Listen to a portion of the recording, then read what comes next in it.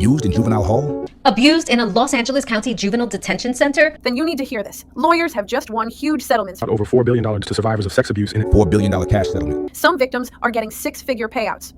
Private and no cost until we win. But here's the catch. You have a limited time to file. You don't deserve one of those weak $5 settlements and a fake apology. Government settling up and there's talks of real compensation for victims. Inmate says Morgan came into his room and sexually assaulted him. Now one thing's for certain and two things for sure.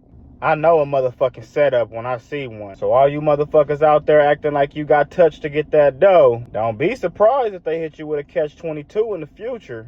Cause they advertising this shit way too much for me. And they keep emphasizing the fact that you gonna get a lot of money. They know that money gonna motivate your ass to do some bullshit. Fall right for the trap, like a mouse for some cheese. Just like a lot of them motherfuckers got locked up for PPP loans and shit. They set you motherfuckers right up. Knew you niggas was gonna take the bait. I mean, just think about it. They making that shit way too easy for you to get the money. All you gotta do is make a statement and you get the money. Like you ain't gotta go actually point nobody out in court or get anybody arrested or anything. Why they making it seem like this shit was just going on all over the state in every single jail? Like I could see if it was like one facility that this shit was popping off in, but they making it seem like it was every facility in the whole state. Ain't no way, boy. Now when I seen these motherfuckers advertising this shit so much and it seemed like they was targeting black people, that's when I thought like, what the fuck is these motherfuckers angle? Because it's always bigger than the money. So then I thought about that shit. I'm like, either one, they want to lock people up for doing fraud on that shit, or they want to destroy the trust between people. Because if thousands of people are proven to lie just to get a check, then that means society will start doubting all the victims. The real survivors gonna lose credibility, and instead of anger towards the system, people start pointing fingers at each other. So the end result of that will be people will have more trust in the system's paperwork than a human's testimony. Now another thing they could be doing is trying to get people to compromise their morality, because by offering easy payouts, the system tempts people to lie. Once somebody lies on the paperwork, they compromise forever. And that means when the system want leverage, that means the system got it. Because now they can expose you as a fraud anytime. It's like they building a ledger of sins that they can pull up when it's convenient. Now another thing they could be trying to do is normalize becoming a victim for some money. Becoming a victim becomes a commodity, which causes pain to be priced. Then the mindset spread and people start becoming victims in other arenas too. Lawsuits, clout,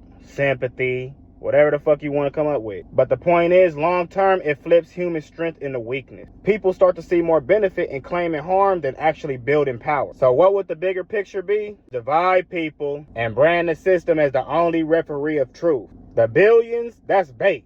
The real payoff is power and control.